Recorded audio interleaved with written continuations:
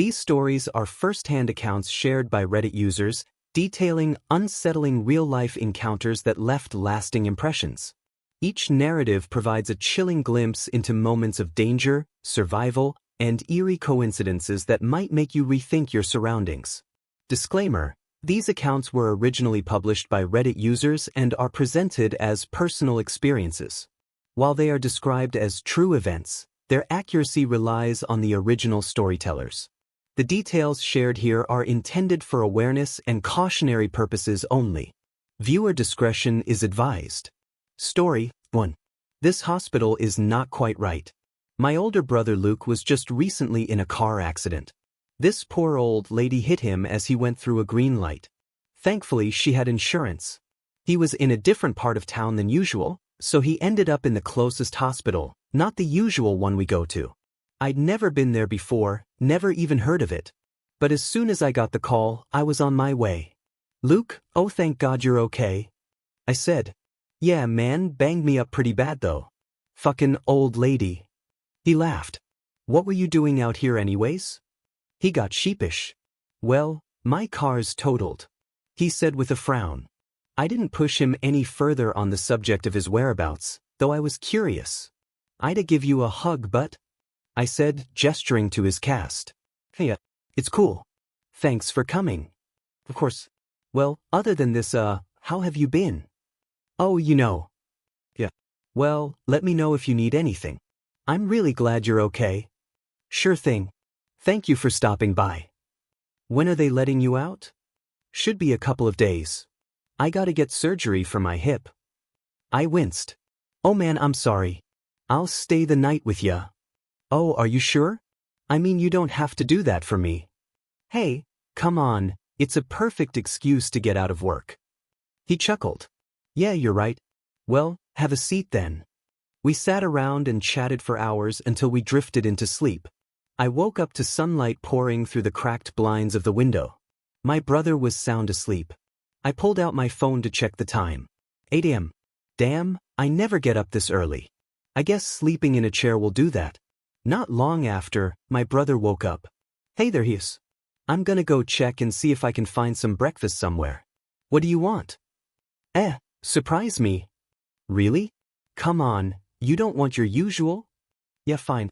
Don't forget the hot sauce." "Copy that." I waltzed out of that door. Despite the situation, it really was great to see my brother again. Life circumstances had drifted us apart, but we were still close. It was good to have him back, for however brief it might have been. The fluorescent lights flickered above me as I strolled the halls. It was pretty quiet until I turned the corner. I heard a scream. What the hell? I nearly jumped out of my skin. Did I just hear that? It wasn't an ordinary scream either, not like someone had just been a little frightened. No, that was a scream of desperation and pure terror. It was too early for this shit. I stood there, breathing heavily. Having just rounded the corner, I saw a door cracked open. Hardly any light seeped out of the room. I decided it best not to investigate any further. I promptly turned around and headed back to my brother's room. I was nearly out of breath from my sprint back when I arrived. I popped open the door. "Dude, did you hear that scream? It's totally scary." My words trailed. I opened my mouth to speak, but no words could come out. The well that was my mouth had dried up. With unblinking eyes, I stared at what lay before me. In the hospital bed. His skin was the color of hot coals, like he'd just received a horrific sunburn across his entire body. Blood seeped from his bandages and casts. His eyes were a bright, blinding blue, before they were brown. He opened his mouth. Oh God. It twisted and contorted for what felt like a century. A giant yellow tendril shot out of his mouth. It was slimy, like a massive slug. His body writhed violently in the bed, then he shot up and turned towards me. I sprinted out of the room faster than I ever had before, slamming that door shut behind me. A loud crash came from inside the room, followed by a thump at the door. It almost knocked me off my feet. My peripheral vision saved me. Just out of the corner of my eye, I spotted something growing closer. It was a nurse in a similar state to my brother. Her skin resembled that of a chameleon in its natural state. where her hands were long black claws that must have been 5 feet in length dragged along the floor. She began to charge towards me. Frantic, I booked it down the hallway, turning corners so fast I almost slipped and fell.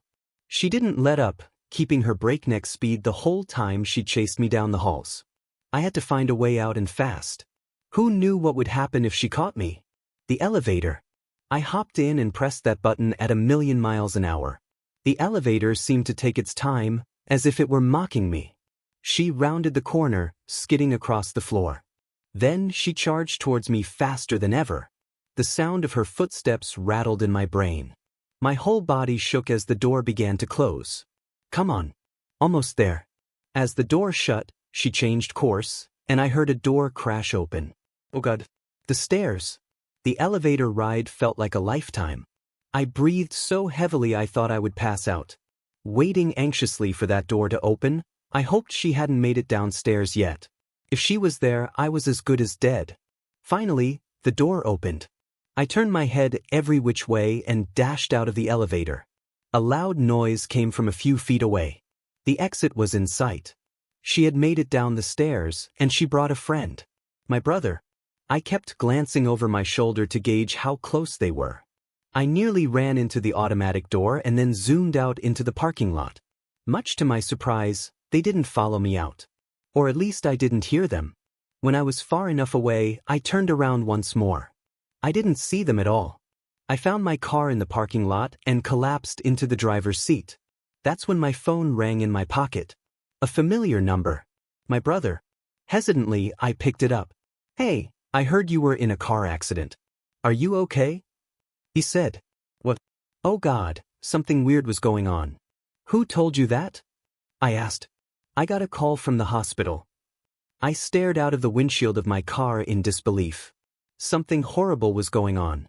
Story 2. My mother-in-law was poisoning me, then I found out why. Everyone has their own nightmare in-law story, though I couldn't imagine how bad mine would be. As it turns out, the worst thing wasn't my mother-in-law poisoning me, the worst thing was why she did it. I met Craig on one of my rare vacations and we had sort of a whirlwind relationship.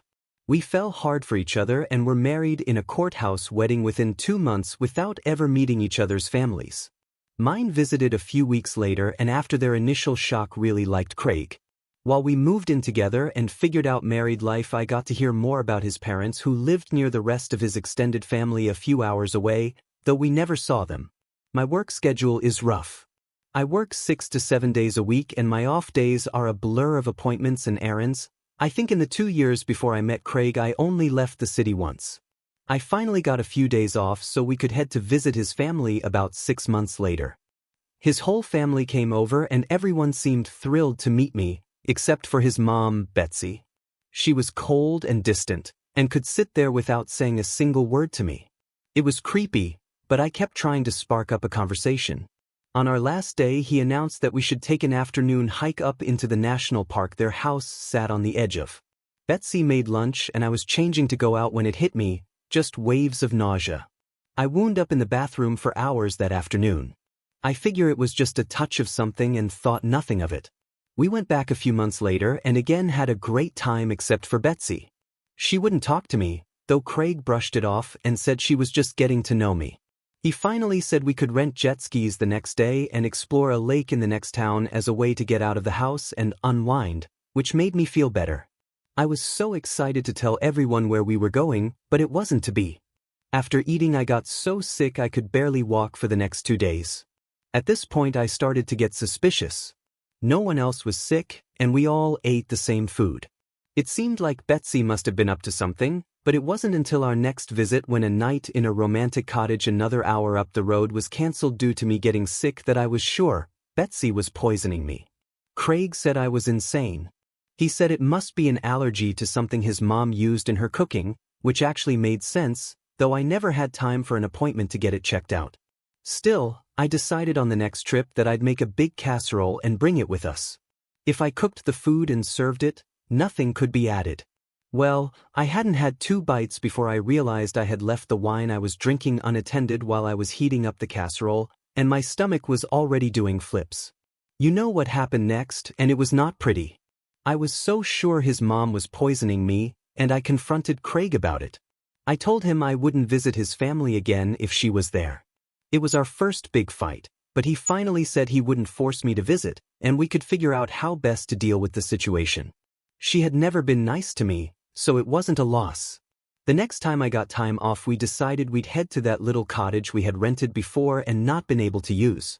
We were driving right past his family's place, and it seemed rude not to stop, so we compromised and bought some pizzas.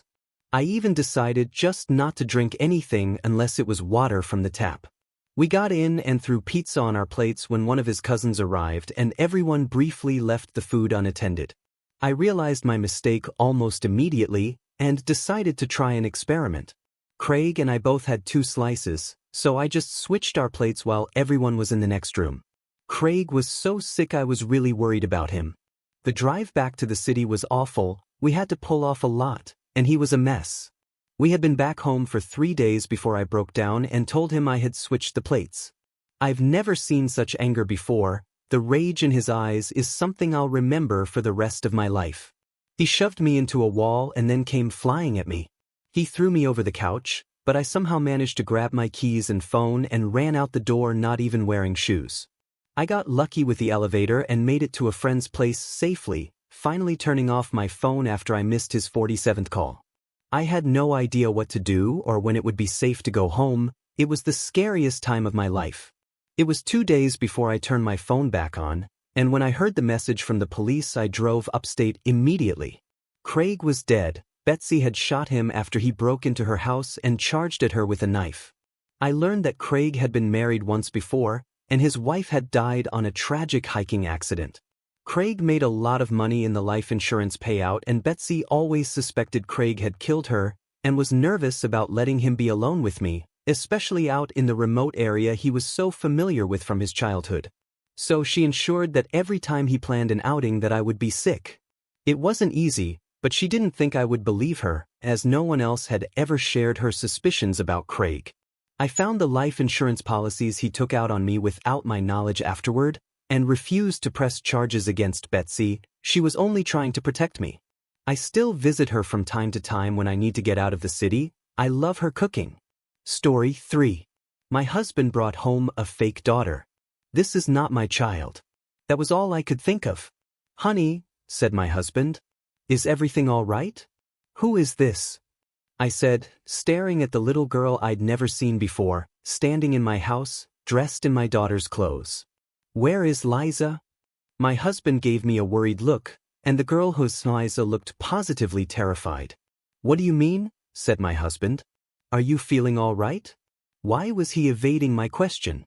Why couldn't he just answer? I took a deep breath, tried to remain calm. I'll be all right, I said, as soon as you tell me where my daughter is. My husband frowned, and the little girl's eyes welled up with moisture. My husband placed a protective hand over her shoulder and leaned down to whisper in her ear. Go on upstairs, honey, he said. Mommy's not feeling well. The girl wasted no time in doing what he said. She clutched her school books to her chest and barreled past me, rushing up the stairs. I heard the door of my daughter's room slam. The look on my husband's face was a mix of pity and restrained anger. You haven't been taking your medication, he said. Don't try to deny it, I can see it in your eyes. I waved my hand in a dismissive gesture. I don't need them, I said. They make my mind all fuzzy. The anger on my husband's face became less restrained. Well-etched frown lines beneath his lips deepened. Do you remember what happened the last time you said that? He asked.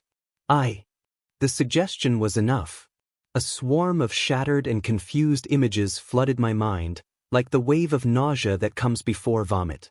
My husband is screaming, covered in blood. Look what you made me do. He was shrieking. Look what you made me do. I felt the floor tilt beneath me, and before I knew what had happened, I found myself falling backwards into my husband's arms. Hot tears were streaming down my cheeks, and my body convulsed with violent sobs. My husband gently brushed my hair and whispered in my ear. Shoo, he cooed. It's not real, honey. I promise that it's not real. I silently nodded my assent. I let him carry me up to our bedroom and lay me gently down on the bed. He walked over to the dresser where he kept the cocktail of drugs that I took every day to maintain my sanity. I swallowed them gratefully. Soon my mind was going fuzzy. I could feel myself becoming a pliable zombie that could be told anything, made to do anything. Of course I knew that it was wrong, that girl was not Liza. I knew that it wasn't me who had been driven insane by our daughter's death, but my husband. I knew he had kidnapped that girl when she was a toddler, and brainwashed her into believing she was Liza. But most importantly, I knew that if I didn't take my pills, if I shattered his precariously built illusion, that he would kill the girl and start all over again. Just like he did the last time. Story 4. I was in prison for 15 years. There was a skinwalker there with us. A little background first. I was serving a 15-year sentence in a penitentiary in southern Arizona. What I was in there for isn't important. During my stay there were countless things that happened that no one could explain, and even more that no one wanted to know more about. It all started with a prison legend. Supposedly, years ago something awful and unexplainable happened in the prison. Every morning we'd be woken up and expected to stand near the front of our cells while guards visually confirmed we were present and accounted for. Apparently about a year before I got sent there, the most brutal and unexplainable thing happened during one of these routines. A man who had a cell to himself looked very off during this check. When a guard pulled over another guard to help him check it out, they found it wasn't actually the prisoner they were expecting at all. It was a totally different man. This man was wearing the skin of the other man over him. Loosely fitting, draped over him, apparently looked like a real monster. The scariest thing, though, was the guy wearing the skin was not an inmate. They had no idea how he even got into prison, let alone a cell. What's worse is that they couldn't even figure out who the hell he was. He wasn't documented anywhere. And what's worse than that? They never even found the body of the man of the skin he was wearing. Pretty grisly stuff, I know. And I realize that's not the go-to definition of a skinwalker, but that's what the prison called him. The skinwalker. It didn't help that the guy never talked apparently. Anyway, that's what started the whole skinwalker superstition around the yard. Apparently the guy got shipped to a different spot about a month after it happened, and just about everyone in Gen Pop felt all the better for it. I heard about the story on the second day of my stay. Hell of a story to hear to place in your home for the foreseeable future. Now onto the real shit though. Sure, that guy was the skinwalker, but all he did in the long run was get an old lifer Navajo inmate to tell everyone about actual skinwalkers. It seemed like a lot of the prison culture actually revolved around them. Now, apparently, skinwalkers are tricky to point out on the spot, but if you manage to survive around one for more than a minute or two, almost everyone can tell the mannerisms are all off. They can mimic human speech but not replicate it. They twitch manically. They have an unnatural gait while walking. But apparently they got better with experience. The old Navajo guy, his name was Carl, said that he was sure there was an actual one among the prisoners, slowly picking us off over the years. He called it the Grandmaster Skinwalker at one point. Apparently he thought it had human mannerisms down so well that you might not even be able to tell if it was your cellmate for a day or two. It had to be good, he posited one night. He would expect a skinwalker to jump at any opportunity for a kill. But this one realized it had a revolving door of people to kill coming to it, and masterfully bided its time, as Carl thought, for years. A lot of guys found humor in it. A lot more were really on edge about it. Every once in a while in prison, people snap. Sometimes you'll find your cellmate swinging in front of your bunk, strung up around the neck by his pant leg. Sometimes you just can't take it anymore. But in our yard, people tended to snap in a very special way. It wouldn't be an outburst at dinner, or a silent suicide in the night. Guys would just stop talking, hunch over and shuffle around. Any friendships they had would be mostly out the window. They would turn into a loner during rec time. They would let their hair hang in front of their face. No one liked to talk about it. Like if they did, it would happen to them next. I felt the same way. I didn't know if it was a skinwalker or just people going crazy. But I didn't want to find out. It wasn't clockwork or anything, but every time someone snapped in this way, it wasn't more than a couple weeks before they were shipped off or transferred to God knows where without anyone else knowing beforehand. Then there were the nighttime occurrences. Short, loud bursts of sound echoed through my cell block during all hours of the night on a regular basis. It sounded like a mix between a pig's dying squeals and nails on a chalkboard. Just another thing no one liked to talk about. Even scarier were the shadows and footsteps. The block was dimly illuminated in the night by a few lights hanging from the ceiling outside the cells. I myself saw shadows flit across my walls on a regular occasion, when there were definitely no guards near my cell. One time near the end of my sentence, I woke up, looked at my back wall and found a perfect silhouette of a person standing there, but when I looked, my bunkmate was asleep and no one was outside my cell. And the footsteps. Everyone hated the fucking footsteps. They were the scariest part. In the night, sometimes, more rarely than the shadows, you would hear ungodly fast footsteps. They sounded like wet feet slapping on the tile floor.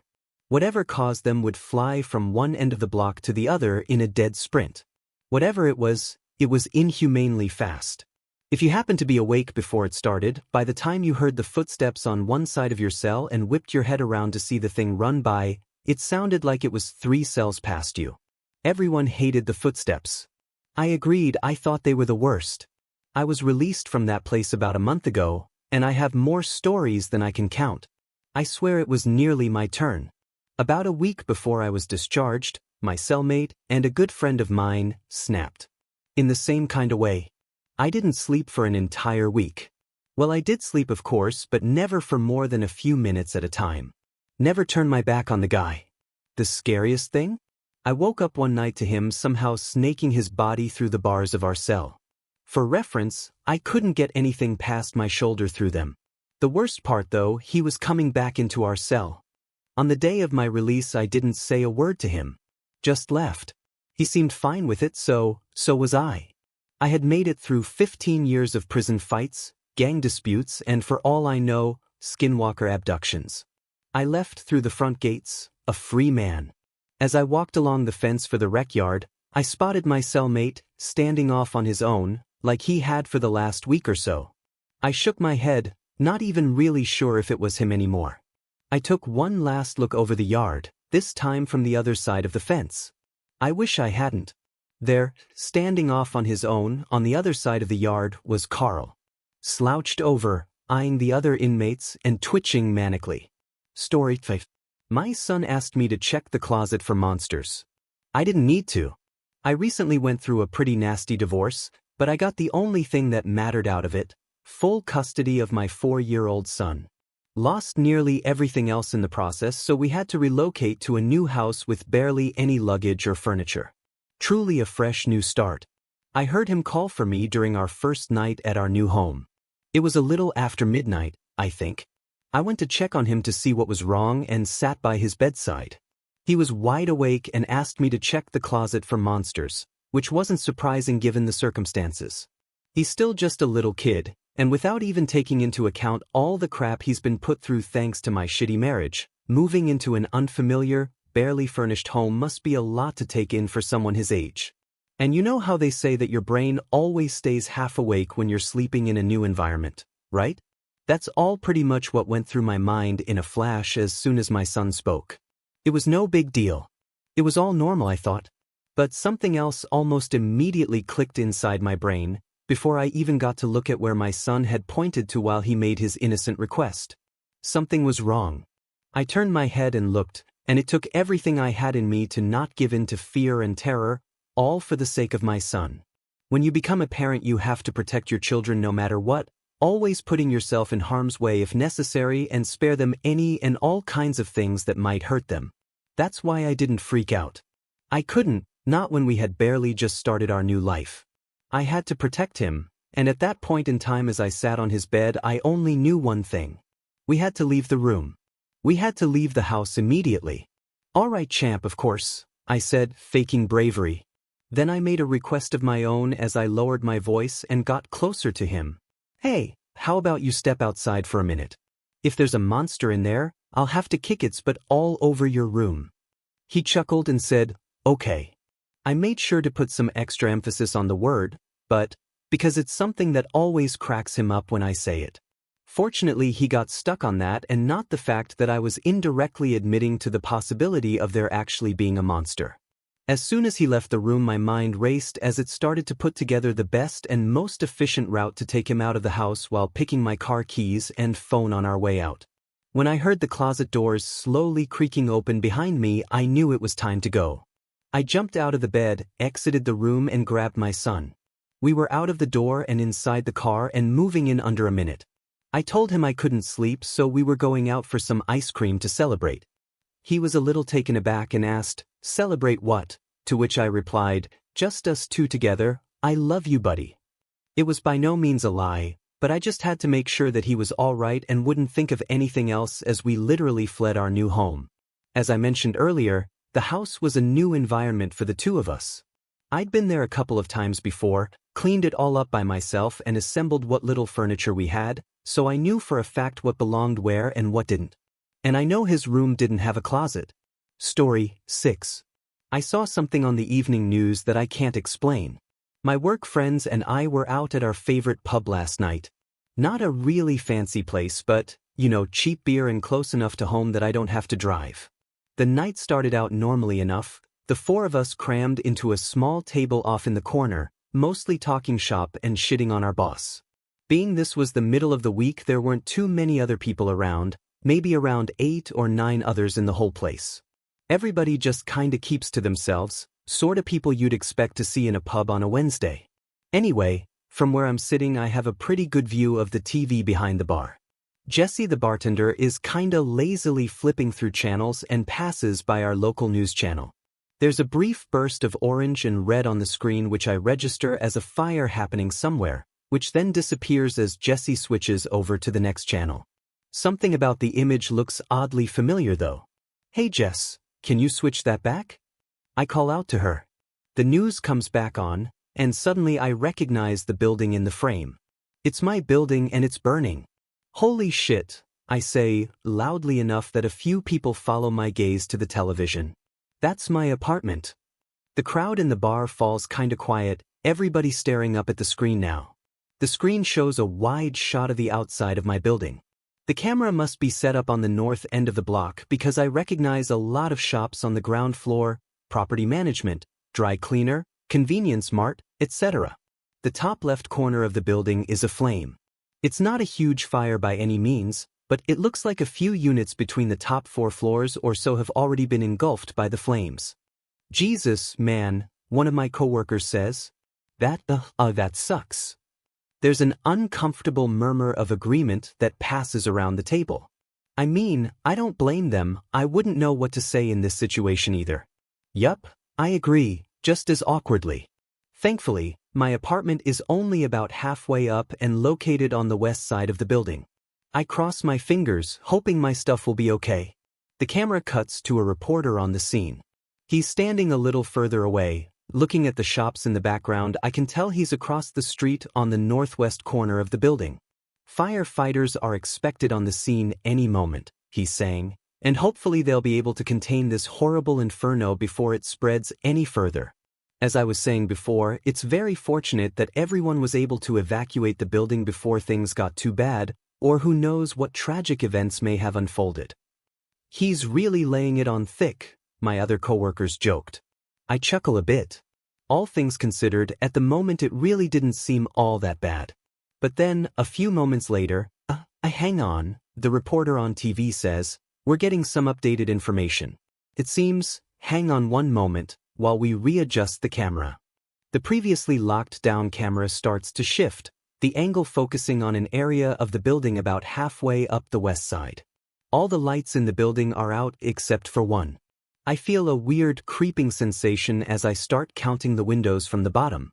5 up, 2 over. That's my place. I swore I turned that light out, I think at first. Then I see it. There's a person standing in my window. The camera is zoomed out too far to make out any features, but it definitely looks like a man and it's definitely standing in my apartment.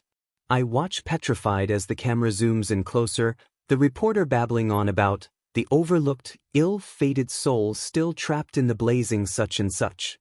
As the image gets closer, I start to make out more details. The person is dancing. Or something. I don't really know how to describe it, but he's moving around a lot, and everything he's doing has this bizarre rhythmic quality to it.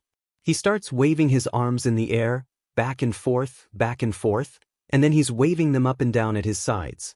Then he's banging both fists on the glass. Then he's waving his arms over his head again, back and forth.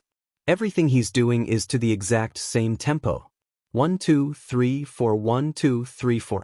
He starts jumping up and down, waving his arms over his head like he's trying to get someone's attention from a long distance, but everything is to the exact same rhythm. Over and over again. 1, 2, 3, 4, 1, 2, 3, 4. What in the fuck? I say, my voice a hoarse whisper. And then the camera gets a little closer, and finally we can make out the person's features.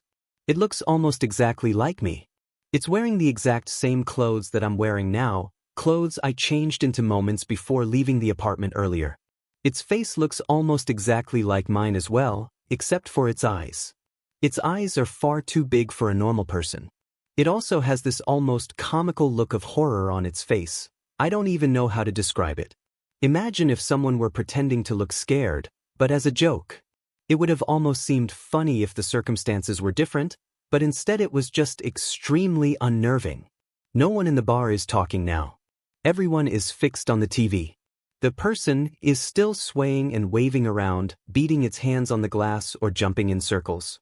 I almost don't hear the reporter mention the fact that firefighters have rushed into the building and are now heading for my floor. Oh God, I think, without really understanding what was happening. Please don't go in there. I stare transfixed at the screen. From this angle you can just barely see the top of my front door through the window, not too far behind where this creature is flailing around. Right now it is holding its face in his hands and shaking its head from side to side as if saying no. Suddenly the door behind it bursts open as, presumably, the firefighters have entered my apartment. The creature stops moving. For a second, I see its expression change.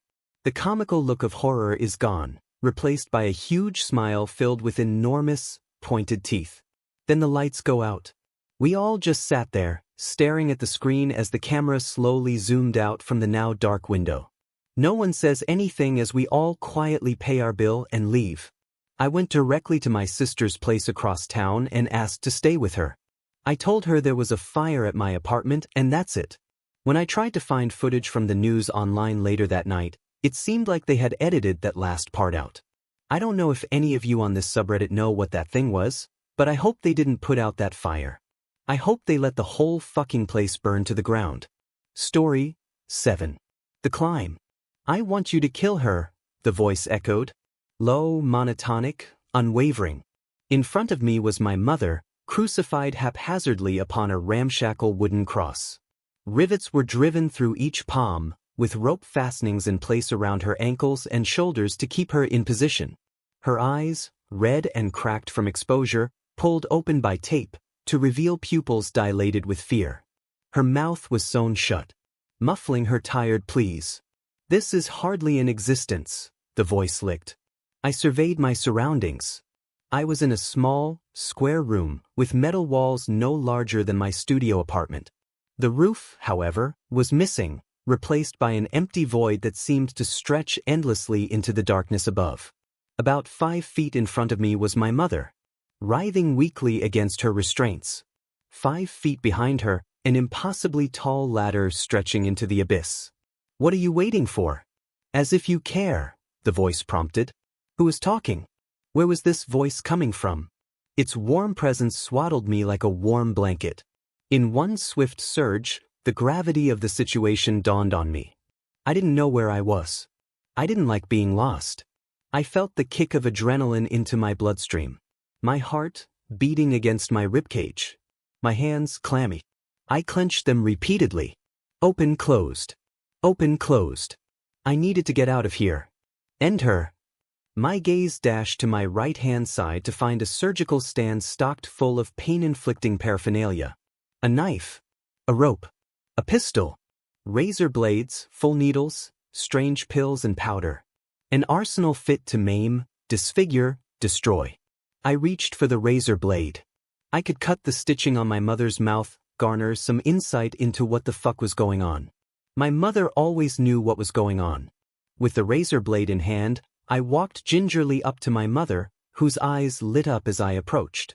And through all the pain, tears and stitches, as I drew closer, she smiled. I held up my left hand to coddle my mother's face, with the razor blade still pinched in my right. And as she nuzzled her face into my palm, I cracked. I wept harder than I'd ever wept before. Full-bodied, racking sobs crashed over me. Because it didn't matter how bad anything got. It didn't matter how broken the situation, or how broken the person. My mother was just happy I was there. I steadied myself and lifted up my right hand, trembling as I drew closer to her face, ready to pick away at the stitches to the best of my ability. The first few snapped, then the next, until all the stitches had been split and I had liberated her mouth from its cage. I exhaled raggedly, leaning back to look deeply into my mother's eyes. But as tears fell down her cheeks, through her warm, loving smile, she uttered one word. Climb. I peered past her towards the ladder, then looked back towards her for reassurance. It took a slow, simple nod to realize that this was what I had to do. And as I walked slowly towards the ladder, she murmured one last thing. I love you. I love you too, Mum. I never said that enough. Then, with a razor blade still in hand, I climbed. I climbed with determination. I climbed for what seemed like hours. I climbed past broken rungs, and even when I was tired, I kept on climbing. I cried as I climbed, but I pushed through, with snot dribbling down my chin and tears clouding my vision. I reminisced as I climbed. I climbed through good memories, I climbed through bad memories. I climbed through the time when I had the flu and my mother came around to do my laundry, and I climbed through the time my girlfriend cheated on me. I climbed because I was sick of this dark room. I climbed to make my mother proud. And as I climbed, the darkness subsided, opening itself up to light. I could see where the ladder ended now. I could see my way out. As I placed my hand on the last rung of the ladder and pulled myself up over the edge, I was overcome by brightness. The light subsided, and as I got my bearings, I found myself on my back in my bathtub, still clutching the razor blade. Urgent knocking on my bathroom door roused me from my daze. Are you all right in there? Your sister called. We're worried about you. It was my mother's voice. I got up out of the bathtub and placed the razor blade back on the shelf, walking towards the door. And as I flung it open, she looked at me. She looked at me and she knew. She held me in her arms and we sobbed. I wouldn't know how to live without you, she whimpered. My climb had just begun. Story 8. They told me I was nothing but a dog. My father named me Laika because when I was born, my grandfather told him to treat me like a bad dog. To my father, Laika was synonymous with dogs. He used the name to remind me of my place in the hierarchy, lesser, beneath, inferior, nothing but a dog. My father meant to humiliate and degrade me with such a name, but he honored me instead. You see, Laika was a stray dog from Moscow. On November 3, 1957, the Soviet Union put her on Sputnik 2 and launched her into space. She was the very first animal to orbit Earth. The Soviets knew how to put a rocket into space, but they didn't know how to bring it back. This made Laika's mission a death sentence.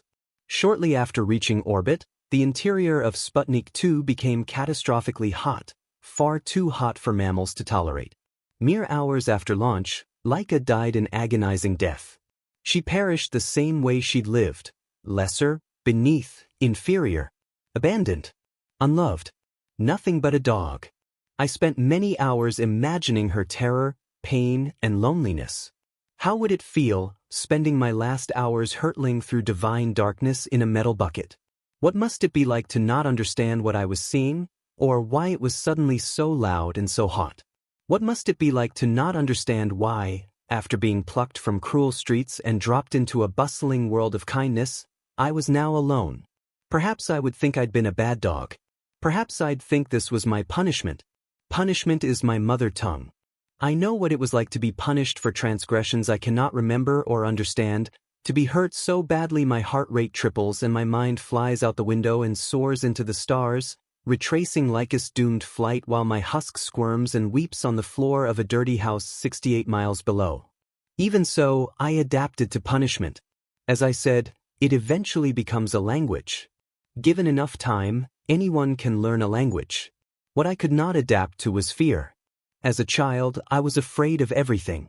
You see, in the deepest, most forgotten parts of the world, there are things that most people cannot believe and even fewer would understand. Old ways, old things, old truths. And old monsters. Monsters like my father and my grandfather. How can I describe this in a way you will believe? Maybe I can't. Maybe I shouldn't try. So instead, I will describe my grandfather. He was called Pavel. By the time I turned 9, he had gone through 6 bodies. By this, I mean he inhabited them. Using a variant of blood magic perfected by my forebears across many centuries, he leapt from body to body. He was not a spirit. He had a corporeal body of his own, a twisted, monstrous thing covered in scars and hard, glittering skin, a body that could shrink to the size of a garden snake or expand to the size of a house. But for all its marvels, this body was weak. Sunlight burnt its eyes and blistered its flesh. So it entered other bodies, like a hand inside a puppet, and wore them until they rotted away. I will never forget the sight of him, of many hymns, in different bodies as flesh degraded and fell away in wet, discolored strings. Or the way his eyes, hard, round yellow eyes, glinted deep within their stolen sockets. Grandfather preferred the bodies of men, but sometimes chose women or children. Once, he even wore the body of my mother. I was very young then, perhaps 3, and the sight of her familiar form standing before the fire sent me into such transports of joy that I bawled from sheer ecstasy. Then she turned around, and in her bruised sockets I saw my grandfather's eyes, flat, glittering yellow, like rotted gold. I reared back, screaming. My father, who had been stroking a pair of old baby shoes, looked at me with contempt so deep it scorched my heart. "Shut up, dog." I cringed. This was a mistake. His contempt exploded into disgust. He shot out of his chair and stomped upon me. Dirty, squirmy pain exploded across my abdomen. I hobbled away, whimpering, and hid under the stairs. I lay there alone for many hours. Eventually my mind left my body and soared into the sky, a reverse dive into a sea of stars. I drifted away, dreaming of diamond-colored constellations and red nebulae. At my side was a curly-tailed dog with a striped face. My namesake. When I woke, I felt her, furry and warm, chest rising and falling under my hand. I opened my eyes. For just an instant I saw her in the shadows. Then she shrank away, sinking into the ground. I tried to grab her, but the floor swallowed her. My fingers closed on cold, hard floorboards. I covered my eyes and wept. Several months later, grandfather within mother gave birth to a child. A baby boy with yellow eyes and my father's curly black hair. Mere minutes after the birth, father picked up the baby and took him outside. He returned an hour later, empty-handed.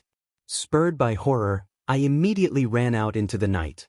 The cold was brutal, at once invigorating and exhausting. I searched until I found the baby, whimpering weakly beside a snowdrift. He was still covered in birth blood.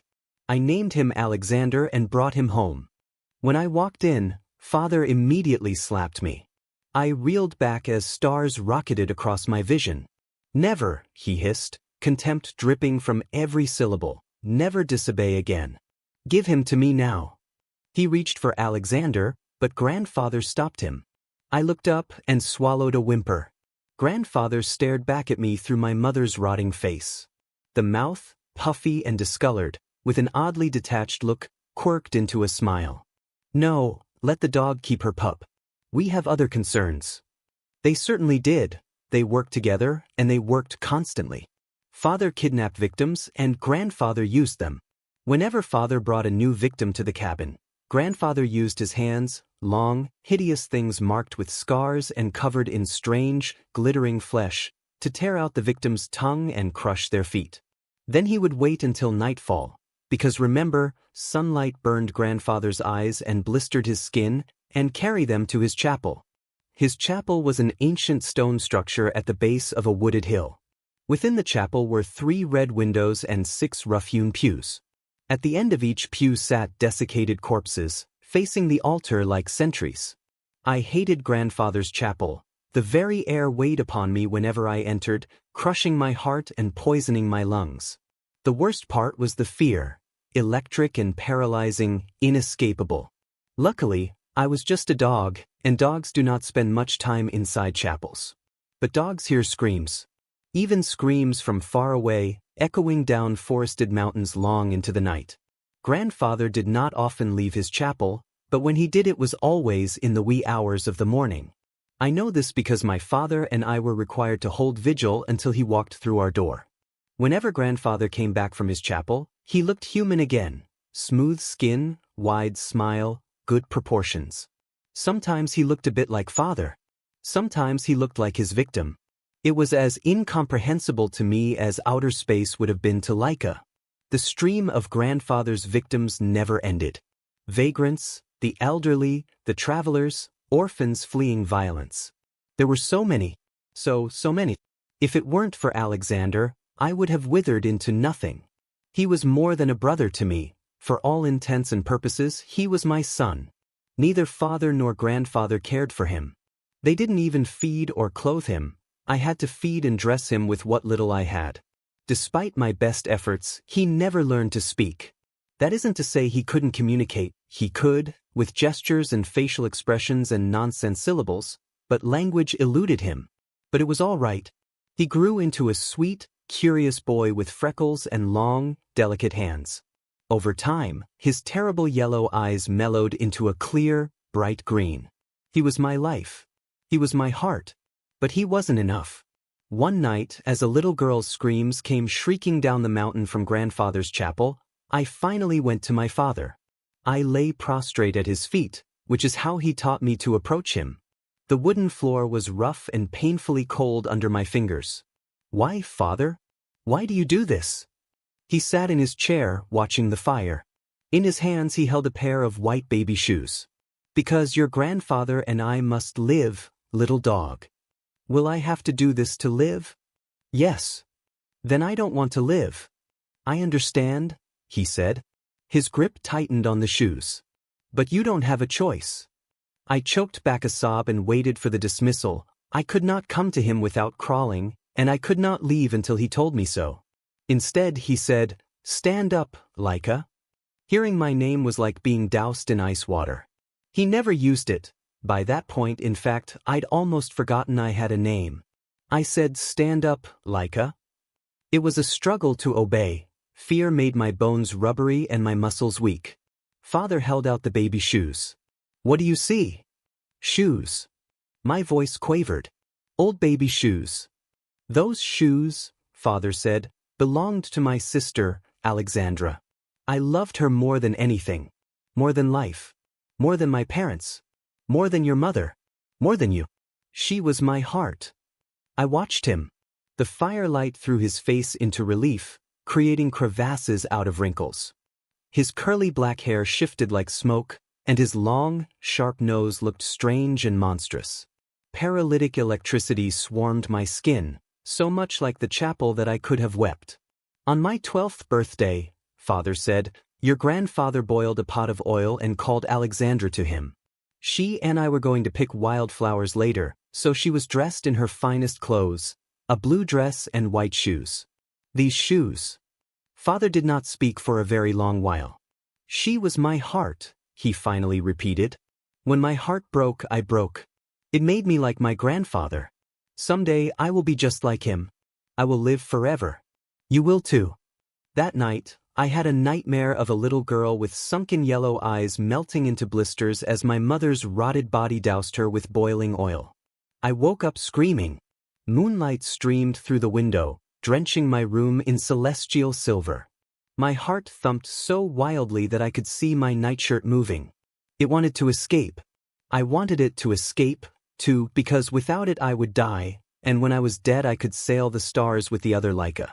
Small, warm hands touched my face. I turned, expecting Alexander. Instead I saw my nightmare. Great inflamed blisters bubbled and burst, sending rivulets of pus down her tiny, raw face. The skin around its mouth had burned away, leaving neat rows of milk teeth fully exposed. Burned scalp and dull bone glinted through black, curly hair. A blue dress clung to her body. Oil dripped from the hem, soaking my blanket. "Don't cry," she whispered. Alexander stirred between us. "Get out," I whispered. The girl's blistered chin quivered. But you made me come here. Please let me sleep. All right, I whispered because I did not know what else to say. The girl burrowed under my blanket. I watched, aghast, as she threw a bony, burnt arm across Alexander and drifted to sleep. That night, I did not sail the stars with Laika. Instead I sat awake, watching the apparition with mingled excitement and fear. Just before dawn, my door creaked open. I tried to shield the girl as my father stepped into the room. "What is that?" he asked sharply. "Please," I whined. "Please don't." The girl shifted and, incredibly, began to shrink. Her body flattened into nothing, leaving her dress crumpled on the floor. That sank away, too, leaving the cold, empty floor in its wake. "What was that?" Father screamed. "I saw it in my sleep." "Her!" Father roared. "Her, not it." "I saw her in my sleep," I stammered helplessly. "When I woke, she was here." Sweat gleamed on Father's skin, reminding me of stars. "Get dressed. You must see your grandfather immediately." I fell to my hands and knees and crawled to him. "No," he said. "Stand up. Bring the boy." Alexander wept angrily when I picked him up. I ignored him and followed Father into the dark forest. The full glory of early spring bathed the landscape. Pale beams of light shafted through the canopy, cutting the thick shadows with gold. Vermin crept through the undergrowth, and deer watched from a distance. The forest was always full of animals. Grandfather was no danger to the birds or beasts, after all. Soon the chapel came into view, an ancient little church with a black spire, red windows, and frost-encrusted stones. Father ushered us inside. The moment I crossed the threshold, my skin began to crawl. Dread and fear swept over me. Alexander burst into tears. Father shoved me toward the altar. Out of the corner of my eye, I saw the sentry corpses twitching. Chests rose and fell in jagged, senseless rhythms. One especially tall corpse with long copper hair turned as I passed. I covered Alexander's eyes and stopped at the altar. Shadows thickened and writhed against the back wall. Back in the pews, bones clattered and dried joints creaked. Something blinked in the darkness behind the altar, great, flat eyes like golden moons, shining in the cold shadows. "Grandfather." "The dog," Grandfather intoned, "and her pup." He snarled, a deep, bone-shaking rumble like that of a tiger. Teeth glinted in the shadows, a shining ivory arc wider than Father's entire head. "Pavel," Father said urgently. "She had a nightmare. When she woke, it followed her out of the dream. It came alive. I saw it." "Oh," Grandfather murmured. "Oh. Our little dog has talent after all," said Father. "All good and well," said Grandfather, "if she loves her pup. Do you love your pup dog?" He reared up from the shadows, twisted and sinewy and utterly inhuman. "Do you love him? Or do you feel obligated to him?" I opened my mouth to answer. Instead, I burst into tears. Grandfather laughed, a low roar that shook dust from the rafters overhead. "A weak bitch indeed. Our hope is in the boy, Mikhail. It was always in the boy. That is why we made him. Now go." Those great yellow eyes flicked to the pews. I do not like to tempt my sentries. Not when they are hungry as they are. Fear and disbelief battled across Father's weathered face. "Do you not understand what I've told you? She creates life from thoughts. A poor substitute for what we require. Leave, Mikhail." "But..." Grandfather rocketed out of the shadows, a rippling mass of glittering skin and malformed limbs, and knocked Father to the stones. The corpse sentries uttered a deep sigh and continued to twitch. "Never," Grandfather snarled. Sunlight poured through the crimson windows, imbuing his strange hide with a red glow. He looked like the sky, a starry piece of outer space. "Never defy me." I waited breathlessly for Grandfather's eyes to burst and his skin to sizzle. He was, after all, exposed to daylight, but it did not. Many moments later, Grandfather struck Father across the face and whipped back into the darkness. We left. Father did not speak again until the cottage came into sight. Then he grabbed me and dragged me off the path. "Listen," he growled. "Listen well. I can protect you from him. And He looked down at Alexander, eyes blazing with disgust. When the time comes, I can protect you from him too. But only if you help me. Why should I need protection? He's small, and loves me as a mother. Do you remember the story of Alexandra? Father asked. I nodded. Your story is coming. Only Alexander will be me, and you will be Alexandra. My heart fell to the cold earth. I carefully pressed Alexander's head into my shoulder, shielding his face from Father. Listen, dog. When next you dream of my sister, his voice broke. He pulled away and ran his fingers through his hair. Tears shone in his eyes, which were huge and miserable over his quivering mouth. When she comes again, bring her to me. All right, Father. I had never seen him weep before. The sight was frightening and curiously thrilling. I will. Father nodded curtly, then left. I nearly followed but thought better of it. Instead, I stayed in the forest with Alexander. As the morning brightened and bird songs swelled to a symphony, I set Alexander upon the narrow path. He ran forward, humming a tune of his own composition. Shadow and sunlight dappled his skin, turning him into a woodland sprite. The trees were in full bloom, petals drifted down like snow, carpeting the earth in glistening white. Alexander pulled ahead. After a while, I couldn't hear or see him. He drifted away, slipping into the deep shadows. Panic overtook me. Alexander! Alexander! I rushed ahead, grimacing against the pain in my chest. My heart thumped wildly, so hard I could see my shirt move. It wanted to escape again. Alexander! He darted from between the trees. I halted, overcome with relief so powerful it took my breath away. Petals covered his head and shoulders. As I watched, one drifted down and settled on his nose. Wide green eyes glimmered above it, bright as the promise of spring. For the first time in my life, my heart was so full that I wept. That night, Alexandra came to me again, blistered flesh dripping down her face. Her eyes had melted away, leaving raw, swollen masses of flesh in her melted sockets. Remembering my instructions, I sat up. Father, I quavered. Alexandra reached for me blindly, ruined hands closing on shadows. Father! Father burst into my room, gasping. Alexandra! He shot forward, arms extended as if to sweep her up. She turned. Father froze. Alexandra tottered toward him. Mikhail, she whined. Mikhail, my eyes hurt.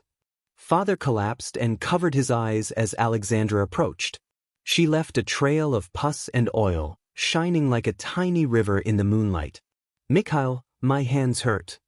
Father wheezed miserably. Mikhail, my skin is on fire and drips away. She stopped before him and crouched. Father whimpered and whined like a beaten dog, twisting away from her hands. She set her small hand on his cheek. Father squalled and writhed, but couldn't break away from her. Mikhail, she wept. You are just like him now. She jerked and began to shrink, to sink, disappearing into the floor. The moment her hand fell away, Father leapt to his feet and ran. After that, he did not ask to see Alexandra. This is good, because I did not see her in my dreams after that. I only saw Laika.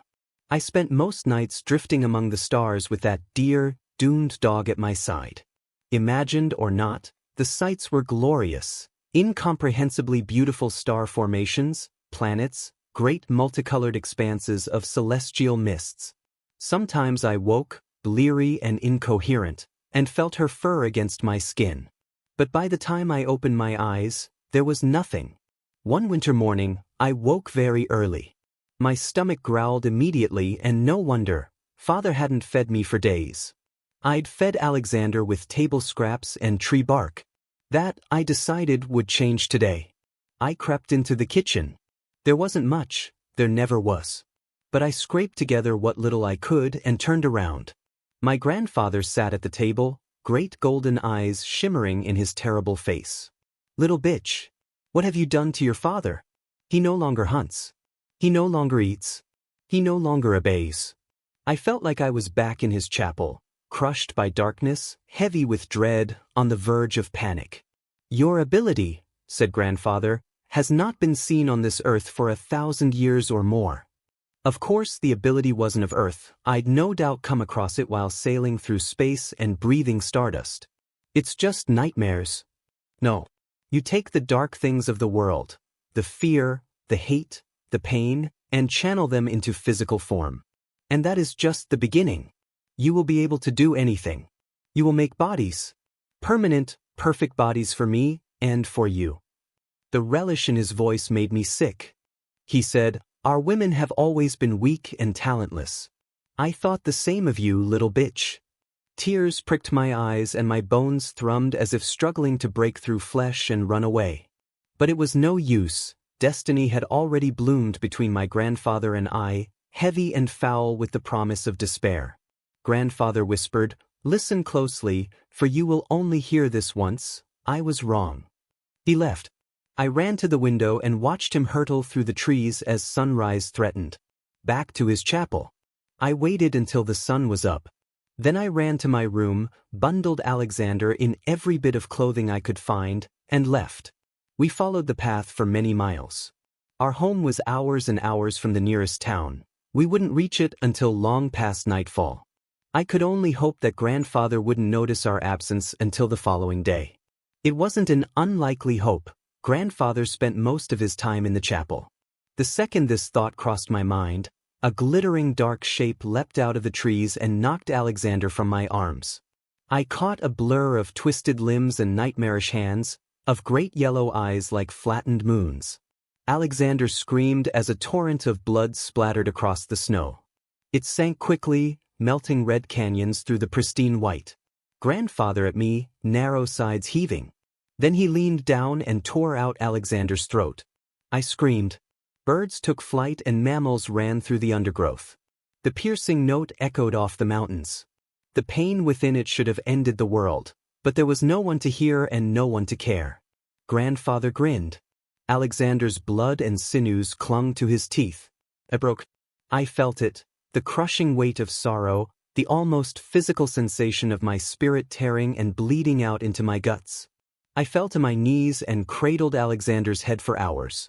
My father finally found us around nightfall. He had a heel of bread and an oily chicken leg. He pressed them both into my hands, then left. I tore the bread into pieces and dropped them, one by one, into Alexander's mouth. When he did not wake, I burst into tears and hurled the chicken leg into the woods. The moon rose into the cruel, dark sky. Stars glimmered through the bare branches overhead, creating a breathtaking fractal pattern. I flopped down beside Alexander, pulling him to my body. He was cold. Terribly cold. I held him anyway, keeping my eyes trained on the stars. My mind detached with great difficulty, like it was trapped in tar. Finally, it wrenched itself free and sailed upward, disappearing into a silvery sea of sky and stars, rocketing ever higher until I saw the Earth spinning below. Lyca's rocket zoomed past. I reached out and caught one of the metal bars near the nose. I could sense Lyca within. Her terror vibrated through the craft and leached into my bloodstream. "It's all right," I said. "It's all right, Lyca. I'm here. When you land, I will help you out and we will play together." Her fear diminished, and so did her pain. So did mine. Together we sailed the stars, looking upon the earth and marveling at the incomprehensible beauty around us. I woke cold, sore, and in more pain than I can describe. I sat up. Alexander's stiff body broke away from mine. I reached for him blindly. A thin scrim of ice covered his eyes. The wound in his throat was an open horror, one I couldn't look at for long. I drew my knees to my chin and wept. After a while, something warm bumped my hand. A wet nose touched my palm. I knew what I would see long before I opened my eyes. Lyca's striped face and deer curly tail made me smile, even through my tears. Stars glimmered through her fur, gently pulsing pinpricks of light. "What is this?" Grandfather's voice echoed through the trees. Rage flowed through my blood, exquisitely corrosive. Hate, I learned then, is pleasurable. It is fury and it is the basis of power. Grandfather erupted from the darkness, scaled skin shimmering like a river under the moon. "You waste your talent," he sneered, "on a mutt. Not even your own pup. No matter. I will correct you." Lyca reared up and leapt, snout piercing one of grandfather's flat moon eyes. He screamed and shook his head back and forth. Laika fell to the snow, twisting, and quickly righted herself. Then she bit his foot. Her teeth sank through that impenetrable, immortal hide like butter. Laika was not large enough or strong enough to kill him, but she tore holes in him the way a match scorches holes in paper. Soon grandfather was on his knees, mere feet from Alexander's corpse. Laika came to me, panting, and collapsed in my lap. She bled from 1,000 wounds, some small, some undoubtedly mortal. Good dog. My voice broke. I stroked her gently, willing those wounds to close. I was a monster. I'd used Laika just like the others had, calling her down on false pretenses, filling her with hope, before throwing her into the void. Good girl. Good girl. I looked up as grandfather's good eye slid to my dead brother. Something dark bloomed there, a wicked, corrupted hope. He curled in on himself, twisted body shrinking to a withered husk, and slid down Alexander's throat. I screamed as Alexander's body twitched and juddered. Then he sat up, bones creaking and frozen sinews cracking. He smiled. His eyes shone like molten gold in a forge. Laika attacked again. Alexander's face curled into a snarl as she bit and tore his skin, exhibiting an energy at odds with her awful wounds. I watched, helpless and hopeless and hurting, wishing I could detach and fly into the stars once more. Except there would be nothing there for me now. I'd called Laika down from the stars and doomed her. The snow crunched behind me. I whirled around. Father stood there, watching me with contempt. In his hands was a sleek, gleaming shotgun. Relief and horror engulfed me. This was the end. My mind would detach, forever this time. The fear would finally end. Laika bit down on grandfather with an Alexander, who hit her. She whined but held fast. Father stalked past me and cocked the gun. No! I screamed. Don't hurt her! Don't hurt her! Father pointed the gun at Alexander's head and fired. Blood and viscera and dark, glittering flesh exploded across the snow. Father fired again, then reloaded and fired again and again. Alexander's head evaporated into red mist. Finally his body lurched, and grandfather, small, bleeding, scaled grandfather, slithered out of his throat. Laika caught and held him. Father pressed the barrel of the gun against his good eye and pulled the trigger as the sun broke over the mountains. Father stepped back. I reached for him, drunk on hope and gratitude, but he recoiled from me. In his weathered face, I saw despair and rage. And contempt. He kept his eyes trained on mine as he placed the gun in his mouth. No! I screamed. He pulled the trigger. Half his head evaporated, leaving a glistening mass like a fleshy geode. His body stumbled forward a step, then crumpled to the snow. It took a very long time for the sun to burn grandfather down to dirty oil. Laika held on until the last scrap of skin melted. Then she stumbled to me and collapsed. I stroked her until her body shrank and sank into the ground, leaving nothing but a scattering of tiny, dim orbs, the stars I'd seen in her fur. I touched one. It was pleasantly hot. I gathered them up and slipped them into my pocket. I went to Alexander's body, ravaged beyond description, broken in ways that did not seem entirely real, and sat with him until nightfall. Then I stood and walked away. And life went on. At first, I brought them back from my nightmares, Alexander, father, grandfather, even Alexandra, but I quickly taught myself to starve and eventually kill my ability. It is not a good power. It is born of rage, despair, selfishness, and fear. And I cannot tolerate fear. Besides, dogs do not have such awful powers. It is good to be a dog, because they are not necromancers. They are not monsters. They are nothing more or less than the simplest and most loving of creatures. That is why I will always be Laika the dog. Story, mine. Buying a weighted blanket from Amazon was the worst decision I've ever made. You've heard of them. They started as a tool to help calm autistic people and people with anxiety and insomnia. Over the past few years, they've grown into a popular household item, and with good reason. They're comforting. We'd pay just about anything for some comfort. Do you ever notice how that's most of what we spend our money on now, us single guys? Why do we constantly crave to be comforted? My life wasn't particularly uncomfortable. Not then. I had finally gotten back track with reality after the disappearance of my wife and kids 2 years ago. I'd sold our little house in the suburbs, gotten a cheap apartment close to my job, attended all the therapy appointments the police and caseworkers recommended, and gone back to work.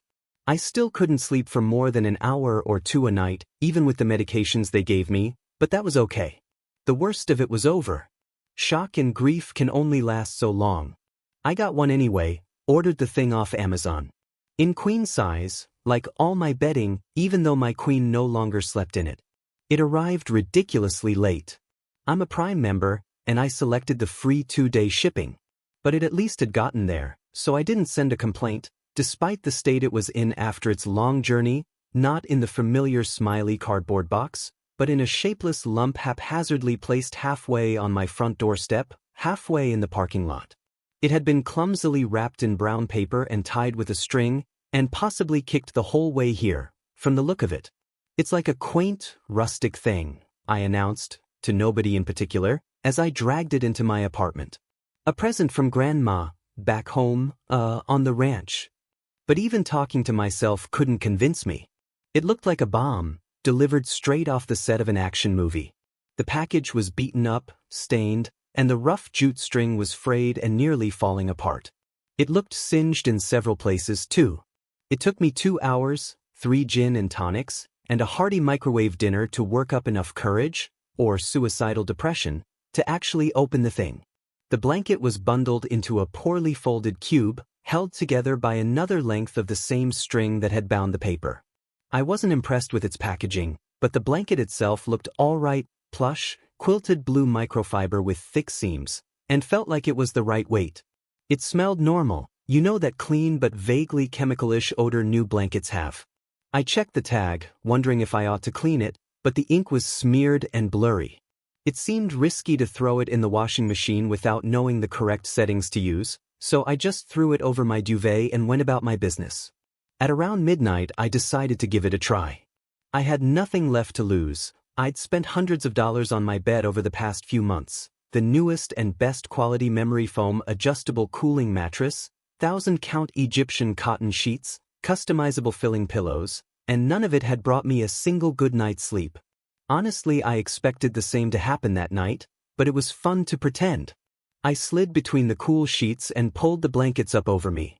The new blanket was a bit lumpy, but I knew from reading reviews that this was normal due to shipping and would smooth out over time. The weight was immediately noticeable, and to my surprise, I felt comforted. When I closed my eyes, I imagined my youngest two had crawled into bed with us and were laying on top of me, suppressing giggles as they tried not to wake me up. An artfully folded section of the blanket at my back became the familiar bulk of my wife beside me, and when I opened my eyes again it was 10 in the morning and I was late for work. I've never been so thrilled to receive a write-up. That weird chemical smell didn't really fade, though, and gradually it became more noticeable. By the end of the week I could smell, or imagined I could, the strange, neutral odor on my skin, even after a shower. By the end of the month, it had become unbearable. I took it to a dry cleaner's, thinking that I'd been lazy because I was so enamored over my renewed relationship with sleep. I was ready for the elderly Korean woman behind the counter to judge me over the stink. I had my excuses rehearsed. Work was crazy, I'd had it in my car and forgotten, and I'd had Indian food for lunch and forgotten the leftovers in my car over the weekend, which had amplified the smell. But I didn't have a chance to recite this story. She only waved a handheld metal detector over my blanket and said, "Filling wrong. Can't clean. Try spray with Febreze. You can get on Amazon." I couldn't imagine that the filling could be wrong, and I told her so. Sure, it was still a bit clumpy from shipping, but Amazon had listed the filler as polypropylene, and all the reviews recommended dry cleaning. "Metal," she explained, then shooed me out the door with 20 pounds of smelly quilt in my arms. Another month of beautiful, comfortable sleep went by before I couldn't live with the smell anymore. People had begun to comment on it at work. Megan, my manager, had tactfully suggested I check my laundry machine to see if maybe a rat had gotten in there and died or something. That was my last straw. I came home determined to get rid of the blanket and buy a new one. But you know what happens when you lose your entire world with no answers? You start to cling to things. You hoard them. Because you can't lose the comfort they bring you. I tried 6 dry cleaners before I found one who spoke enough English, through a heavy Boston accent, but you can't have everything, to explain it to me. Sometimes they fill these with glass beads, he said. The factories that make the beads, they'll lose a screw or some metal filings in the batch, and it all goes into the blanket. Machines in factories, you get me? Yeah, so what you can do is cut the seam a little and dump the balls into a bucket or the bathtub or something. Throw the blanket in the wash, hang it up to dry. Then you just pour 'em back in and sew it up. I told him I didn't know how to sew.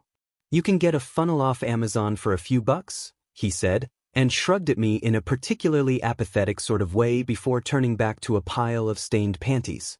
I did exactly that. They took a week to ship it, which was annoying, but it was a bank holiday that Monday, so the delay made sense. Armed with my funnel and a bucket, I pulled the edge of the blanket over the bed and cut a tiny hole into the seam near the corner. I expected the beads to come pouring out in a clattery flood as soon as I dropped the corner into the bucket. Instead, there was a single, loud thump as a lump of something metallic hit the plastic. I peered into it and saw a gold circle.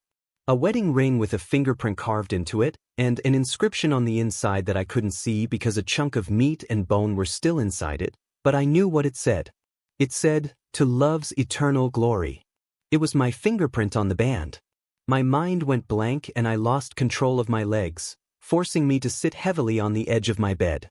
The motion tugged the blanket over another few inches, and more of the filling came out. This wasn't a flood, it was more of a heave, like the blanket was vomiting up pieces of crumbling, dry flesh and bone. Like a cyst being squeezed, thick clumps of horribly recognizable stuff squirted out into the bucket. My oldest son's teeth clattered loudly against the sides, and I saw flashes of silvery fillings from the cavities caused by gum disease he'd inherited from his mom. There was a scrap of almost bleached white Hello Kitty Band-Aid wrapped around a tiny knuckle joint, and I remembered how my daughter had scraped her finger knocking loudly on her brother's splintered bedroom door, and how she'd smiled through her tears when she saw the special, fun Band-Aid her daddy had put over the scratch. I'd been sleeping for 2 months beneath the heavy weight of 1,000 mummified pieces of my wife and children's bodies. The cops couldn't trace the package, even though they tried. The security cameras in my apartment complex showed an unmarked brown van with no license plate, which dumped the package directly from the window onto my front step. There was nothing to track. Amazon's lawyers provided evidence proving they'd packed and shipped the correct, boxed and labeled, blanket. Let me be fair to them. I must say that they offered me a prompt refund. In-store credit. But I won't be buying anything off Amazon ever again. I've gotten rid of my Echo, that was the first thing I threw out, along with all my new bedding, and I canceled my Prime membership. Just for good measure, I threw out my smartphone and smartwatch as well. Amazon and smart technology are convenient and that's great, but it's not worth the risk if things like this can happen. It's the only possible explanation. After all, how else could they have found the bodies? Story 10.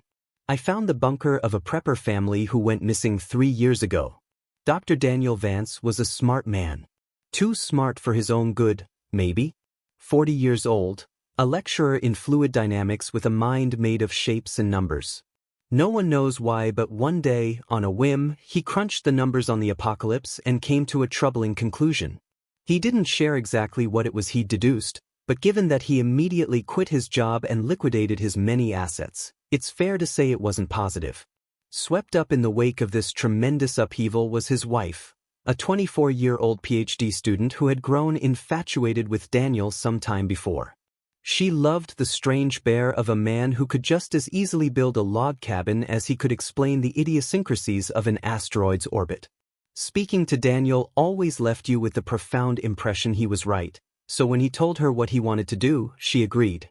15 years and 5 children later, the Vances were living in the distant woods just beyond my hometown. They were enigmatic, richer than the Pope, and extremely serious about their prepper lifestyle. But they were also funny, easygoing, and incredibly compelling to speak to. larger-than-life survivalists who swept into town with bizarre requests that thrilled local businesses. Vast quantities of cement, iron, lead, and steel were all shipped through the remote mountains so that the Vances could build their shelter. The advanced methods they used to keep it secret were legendary. Daniel had once spent 6 months earning the license necessary to drive HGVs up to his compound so that no one else would lay eyes on it. And on one occasion when a company had refused his request for GPS tracker-free vehicles, he bought them out wholesale so that they had no choice. So when they stopped appearing in town during the pandemic, when requests for food and goods stopped and all contact was dropped, most attributed it to lockdown. They had a bunker and had spent their entire lives training to be self-sufficient in the face of civilization's collapse. Even Alexander, the youngest at just 3, was already collecting firewood as a chore and learning what local plants were edible. Most of us just assumed that if anyone could ride out COVID without breaking a sweat, it would be the Vances. The reality turned out to be something else. When the worst came to light, we discovered that Daniel had used the pandemic as an excuse for a dry run. The family intended to spend 6 months in lockdown and essentially beta test their fallout bunker. 3 months in and the sheriff received a distress call on the radio. Coordinates were provided by the hushed voice of a sobbing child that most assume was Alexander, even though that's never been proven. The police arrived and found the bunker still sealed. It took hours for emergency responders to cut into the door, all the while efforts were made to contact the family within but to no avail. Once inside, police were left dumbfounded. There was no one to be rescued. No bodies. No survivors. There was evidence the door's locking mechanism had failed and trapped the Vances inside with no way out. But if so, where had they gone? Beds and cots lay everywhere with moldering yellow sheets, buckets close to hand with stains all around them. Some doors were barred, others smashed to pieces. There was even evidence of makeshift quarantines and, in places, what looked like violence. The police, usually a fantastic source of gossip, were not forthcoming until the town demanded answers and the sheriff was forced to offer only the barest of outlines. An outbreak of a waterborne illness had struck the Vances down not long after they were locked inside and unable to seek help. Rumors of contagion were overstated, fueled by the unrelated rise of COVID. Whatever contaminant had killed the Vances, it was non-organic in nature. No need to panic. The Vances loved ones had been notified. The bunker was going to be demolished, and we could all put this terrible tragedy behind us. Of course, we still had questions. 1,000 of them. Why hadn't the family called for help? They had radios, computers, smartphones too. They were survivalists, not Amish. And where were they?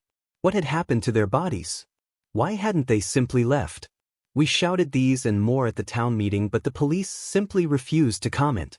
For most of us, the excitement lasted another week or two until we realized we weren't getting answers anytime soon. Besides, the pandemic was in full swing and most of us had other things to worry about. The tragic story eventually faded until it was just one of those awful things in the town's history that we didn't talk about. I was as guilty as anyone else of just forgetting about it.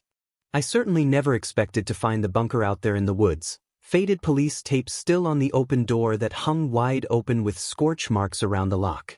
It stood out in the woods like someone had cut a hole right in the fabric of reality, the darkness so deep and black it almost ached to look at. The sight of it made my heart drop into my stomach. It radiated pain. Does that make sense? I think some part of my lizard brain picked out details that wouldn't become apparent to me until I got closer, like the bloody finger streaks that stained the handle from where someone had scrabbled furiously at the lock without success. And the tiny viewing window had been smashed with a hammer that still lay nearby. I needed only to glimpse it to imagine the family taking turns to stand there and scream into the woods desperate for rescue. Under any other circumstances, I would have run. But I'd gone there looking for my dog, and my light revealed a few wet paw prints making their way down the dusty concrete tunnel.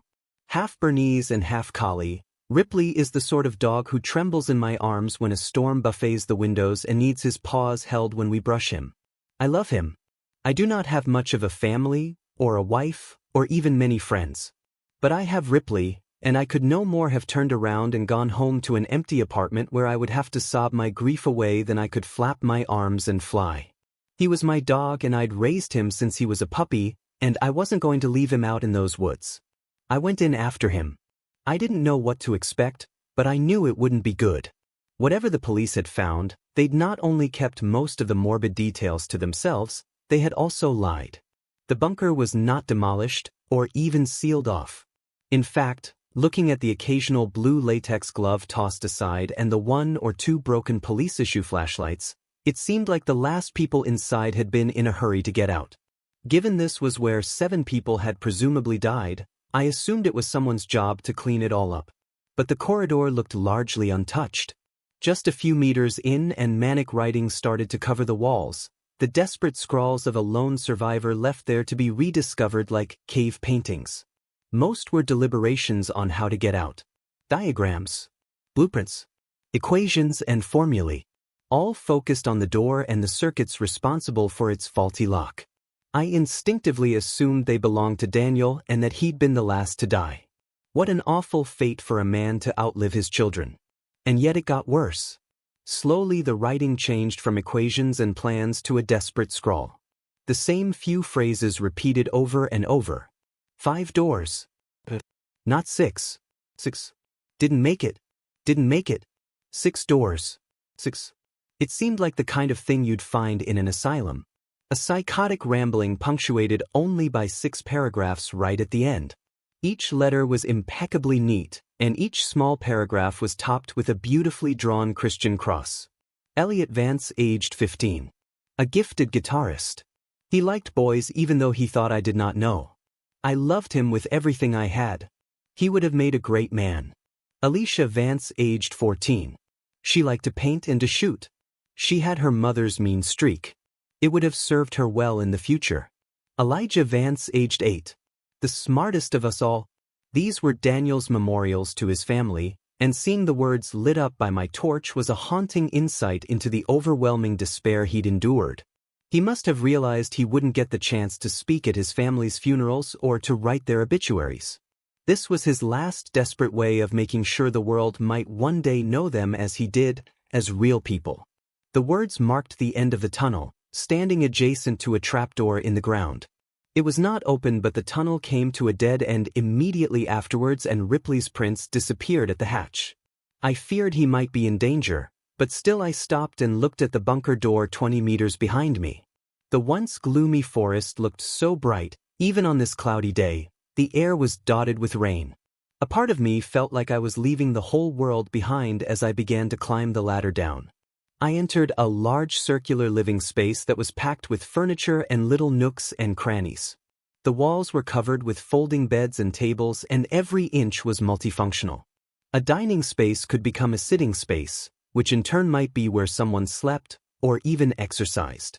It all depended on what particular bit of furniture you unfolded or unclipped or unfurled. 7 people in close quarters, nowhere near enough privacy. It made sense they went with this cluttered, overlapping use of space. But it was still a large room, bigger than most studio apartments. And there were a few corridors that led deeper into the earth, telling me the bunker had unseen depths. I looked for some sign of my dog and soon found his trail, but this far from the rainy copse Ripley's prints were starting to fade. After barely a few meters, they petered out vaguely in the direction of a nearby door. I wanted to follow but stopped myself from rushing onwards. It was unlikely Ripley was getting out any other way, and I'd do us no good getting hurt myself. I decided to take a look around and quickly spotted a dinner table. If I needed proof the police had not bothered with a cleanup, this was it. The plates were still out, the food rotten to a strange blackened husk. A child's hat lay across one place setting, the once creamy fleece turned a sickly green and yellow. The chairs had their backs reinforced with wooden beams fitted with long grooves so that something the width of a nail could slide into them. And on each of the cushions were foul-smelling stains that looked oddly like an ass print. I touched one with gloved hands and the material crackled audibly. Whatever it was, similar stains were on the cutlery and plates, and there were even handprints of it placed firmly on the tablecloth. At first I thought it was blood, but that wasn't quite right. It was too contained to be from leaking blood. On the back of one of the chairs, a stain tapered exactly where a woman's waist would be like a near-perfect silhouette. I shivered as I remembered that Miranda Vance had always been a slim woman and wondered how she had left her imprint on the gray fabric. Using my torch, I saw that these stains repeated in the oddest of places.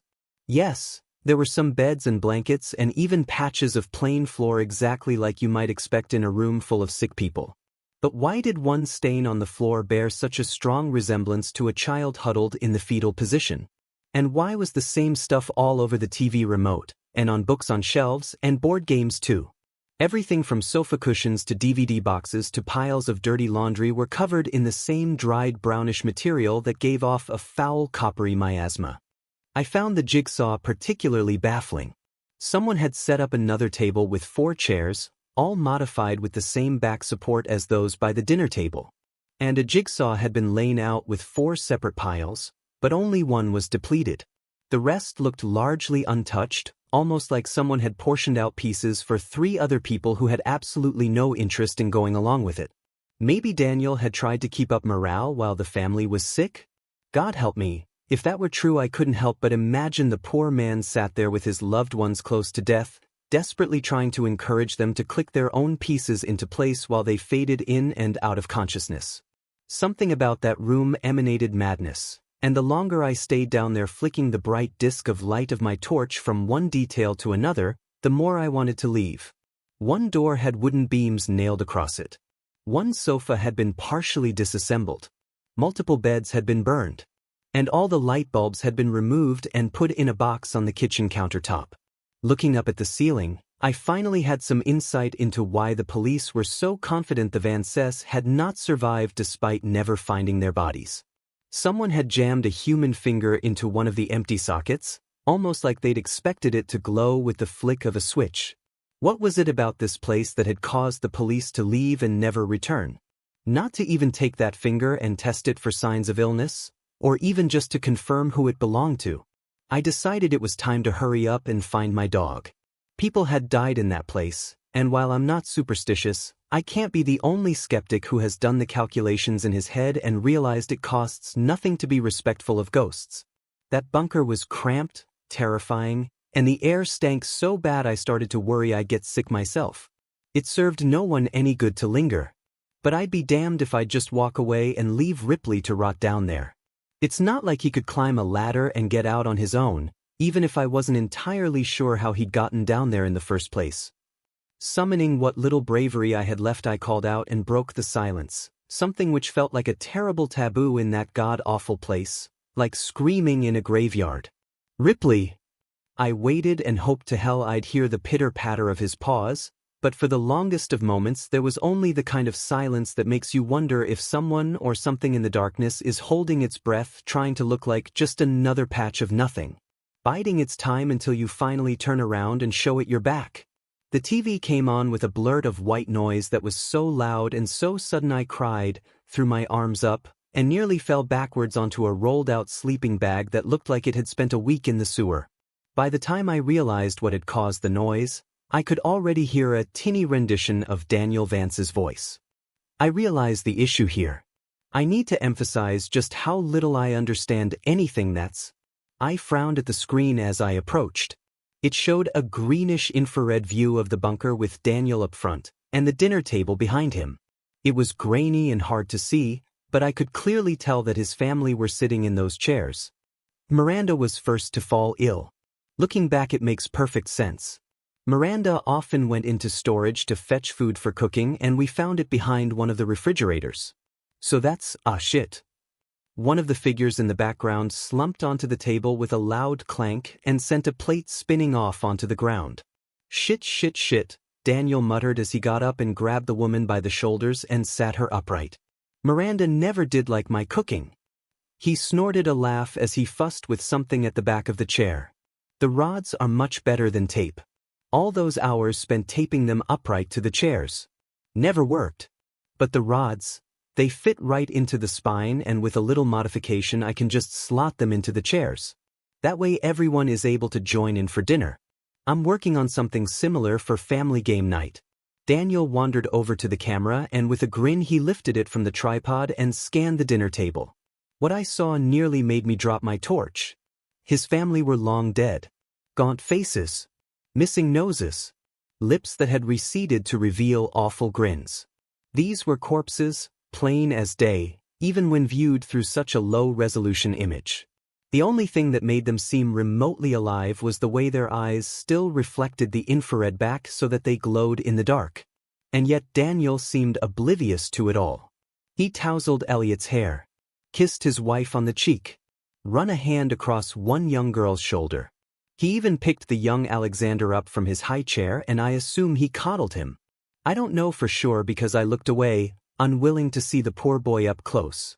Eyes averted from the screen, I couldn't help but pan my torch across to that same dinner table and shiver as I finally realized what all those stains were. Not quite blood, but close. Liquefying flesh. Left alone for months, Daniel had not put his family's bodies to rest. Instead, he had moved them around from place to place and puppeted them, living life as if nothing had really changed. Looking at where those stains had settled, I saw a clear pattern emerge. He had put them to bed. He had set them dinner. He had propped them up to watch TV, or gave them their favorite books. They even sat there as lifeless husks while Daniel waited for them complete a fucking jigsaw. The idea horrified me to my core. Back to work. It's obviously not part of the original designs. No room on the other side, not on the blueprints. Elliot didn't believe me, and why would he? I made every inch of this place, but I did not install that door in storage on the bottom level. I checked the cameras and some of the photos I took during the build, and the wall is just blank. But the door is there now, and it must lead somewhere. I don't know when or why it opens, but it does, and the next time I'll be ready. Because I have to know what's on the other side, and why it did this to us. Alone down here, often all asleep at once. Anything could have slit our throats and been done with it. But it didn't. It took its time, and I have to know why. It took our radios and computers and phones. One by one. None of us noticed until it was far too late. I kept telling the kids they needed to take better care of their things, and even as they complained, I just assumed the phones were lying behind some shelf. Where else could they go in a locked bunker? But it wasn't the children at all. Looking back, there are so many signs. Who kept taking away the lights? Who kept draining the batteries in our torches? How long did we live with it before we finally realized we weren't alone? Was it here every step of the way? A door out of nothing that leads to nowhere, at least most of the time. Because I know for a fact it does not always open onto a blank wall. There is something behind it. I can hear it shuffling around in there, wet breath rattling in its lungs, a horrible sound I hear roaming these halls when it thinks I'm asleep. I listened to Daniel, fascinated by this strangely compelling rant, when movement caught my eye. An infrared camera running in the dark, its image a roiling mess of uniform noise. What was it I'd seen? I paused the tape and rewound. Squinting, I saw two pinpricks of light in the darkness just over Daniel's shoulder. Slowly, the image resolved itself in my mind. I knew what I was seeing, and it turned my blood to ice. Miranda Vance had turned her head, and her lifeless eyes glowed as she fixed them on the back of Daniel's head. Not even any point leaving at this stage. I'm no doctor, but that door is giving off enough radiation to, well, to kill a family of 7. If none of us had touched it, being in the same room is risky, but not lethal. But given how sick we've become, it's pretty obvious our curiosity got the better of us, one by one, and we all got too close. Or maybe not. Maybe that thing on the other side came through and did this. I don't even know. Wait, what was that? Daniel turned and the camera stopped recording. The image it froze on was of a lone man, bright as a star in the camera's lens, facing off against unknowable darkness broken only by 6 pairs of white, glowing eyes. I became painfully aware of my position relative to the table, and I had the painful premonition that if I turned, those chairs would not be empty. I would see the Vances, all of them, Daniel as well, waiting for me. Heads turned. Bodies left to rot for years in the dark. Behind me something shifted. It breathed. But I knew what it was. I knew. It came at me so fast that when I felt something hot and wet touch my hand I screamed, only for the presence to suddenly recoil. But then, without hesitation, it leapt at me and bore me to the ground. I wept as Ripley licked my face. He was shivering and, worst of all, silent, which was not normal. He was not a quiet dog, Not when greeting me and not when excited like he was now. But whatever he'd seen down here, he clung to me and dug his paws into my shoulders like he wanted to be cradled over the shoulder, something he has been too big to do for years. "Oh, you fucking idiot," I cooed in a soft whisper, and even in the dark I could feel his tail wagging. Joking aside, I felt nothing but relief at finding him. "Let's get the hell out of here." I picked him up, straining a little under the weight but refusing to give in to tired muscles, and made for the ladder. It wasn't easy climbing the 3 or 4 rungs to the hatch, but I managed it and gave the hatch a shove. First one hand, then two. Again and again with everything I had, but still that hatch refused to budge. "Shit!" I cried while pounding at it with my fists, but all I achieved was a sore wrist. The hatch had jammed when, somehow, the handle had been snapped clean off. Now I'd need a pair of pliers or something to cut through the metal bar locking it shut. My fingers couldn't move it, nor could I brute force the hatch open. The metal bar was an inch thick and, at the very least, I'd need some tools to get at it from this side. At least it's fixable, I thought as I climbed back down and caught my breath. On one wall I noticed a simple diagram of the bunker made in chalk. It had 3 floors. The bottom was storage. Daniel had mentioned that before, and I noticed that he had drawn through it with a large red X, and the top floor was labeled quarters, where I stood now. But the middle floor was labeled workshops, and it was there I realized that I'd find what I needed. There was one door that opened onto a concrete stairwell and, standing at the top, I shone my light down the spiraling guard rails, unsure of what it was I hoped to see. There were only harsh shadows and the sense of something foul rising up in the air. A smell that tickled my throat and burned a little in my lungs. Had the police even gone down this far? Had they seen what I'd seen on that TV and just left? Somehow I thought it was unlikely that had been enough to send the entire sheriff's department running, so was it something else that had done it? Something that had been enough to terrify dozens of armed men. Something that was almost definitely down there. The door. I went down quietly. At first I considered leaving Ripley behind, but after losing him the first time I decided I'd rather risk it just to know that he was right next to me. Besides, he was being quieter than I was, and I didn't feel much like going down those stairs on my own. He accompanied me with only the quiet click-clack of his paws on concrete, a sound I found deeply comforting as I barely managed to keep my torch from shaking in my hand and my breathing steady. Down one floor and I found the workshop exactly as you might expect. A large space filled with generators and fuel and water tanks and boilers and heaters and pretty much anything and everything that you'd need to survive but which you couldn't put outside due to fallout. Wires, pipes, and tubes ran from one end of the room to the other, and even years later, most of the machinery still hummed in the pitch-black emptiness, an idea I found deeply unsettling. Taking one look at that strange tangle of harsh shapes and industrial figures looming out of the walls and floor, I shivered and looked around, quickly finding a small area Daniel had cordoned off for his own use. About a fifth of the total floor space, there was a large workbench and some seriously high-end machining equipment, all very well used. Buses, drills, belt sanders, welding torches, everything a man needed to do it himself. And Daniel had been busy. I'm not sure exactly what it was he'd been working, but there was an arm on the bench. It sat atop a pile of papers that had slowly turned brown over the years until the whole thing looked like it had been soaked in tobacco spit. On the whiteboard was a faded but still visible diagram of what looked to me like a ball and socket joint. I thought of the tape, of Daniel's little mechanism to keep his family upright, and then looked at the arm and suppressed a momentary gag reflex. I don't know if Dan had been working on posable limbs, or just a way to put the decomposing remains back together after they'd started to fall apart, but the size of the arm suggested a preteen child, and he'd left it out on the surface like it was a disassembled clock. It was also missing a finger. Just how fucking crazy was he? I wondered as I pinched my nose with one hand and began overturning boxes looking for a hefty pair of pliers, or maybe a hacksaw.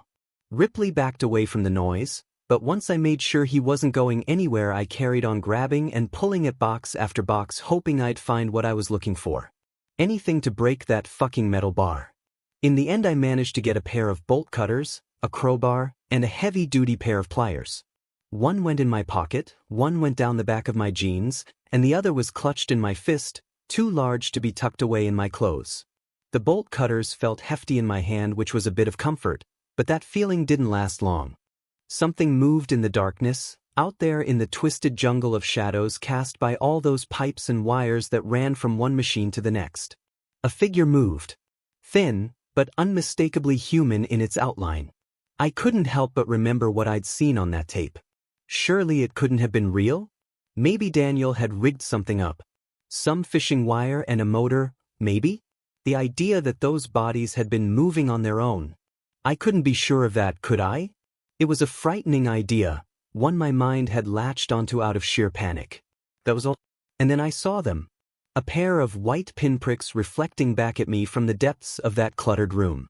Ripley, already behind me, head nuzzled into my leg, pushed even closer against me and let out a barely audible whine under his breath.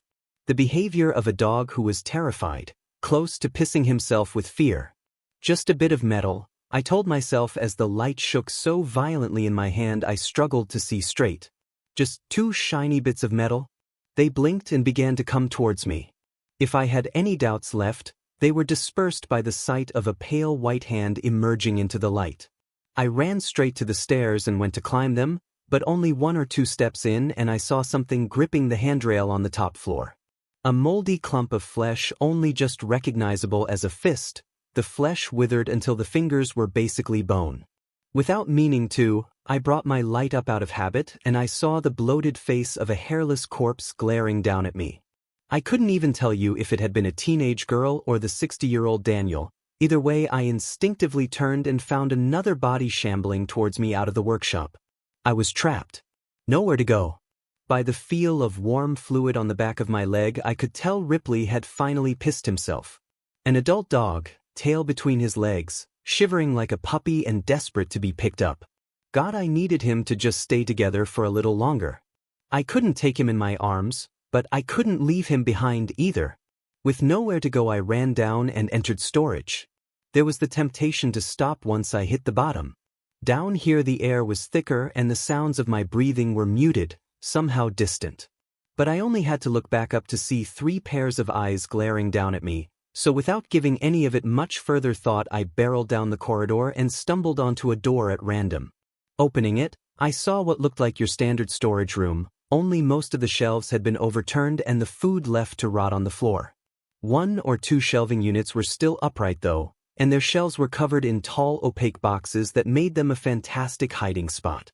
That, I decided, would have to be where I crouched down and turned off my light. I was already inside when I realized that wasn't all that was in there.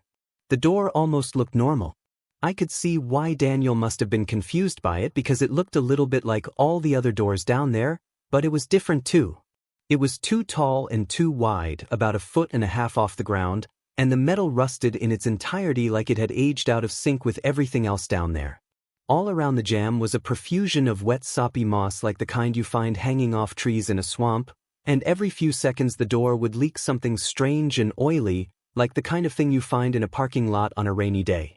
Of course that wasn't too strange in itself, but the leak was horizontal, defying gravity so that every few seconds a large glob of the stuff would whip across the room and slap into the wall opposite, creating a puddle about the size of a man that defied all reason.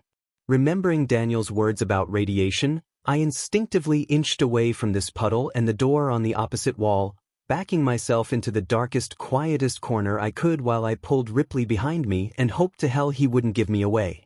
Once I was in there, I turned off my light and waited. I must have taken longer than I'd thought to hide because it was barely 2 seconds later when a few figures entered the room. It was pitch black after I'd turned off my torch, but they made enough noise to let me know that at least 2 of them had stumbled in after me. I stayed there, unable to see anything, not sure if they were heading straight for me or just getting ready to leave, forced to hold out and let luck decide my fate. When I finally heard something scrape against the wall barely 2 feet from where I stood, I gave up and switched my light on, desperate to know what was coming for me. The sound had been terribly misleading. Daniel Vance was no more than 6 inches from my face. "Get out," he hissed from a toothless and cracked mouth. A living corpse just like the others, somehow a flash of intelligence remained in those wide, terrified eyes. And then I heard it. The creaking of a door. And without even thinking I turned the light and saw it on the wall. I saw it open, and behind the strange steel there was more than just plain old concrete. Much more. I saw a raging gullet of flesh.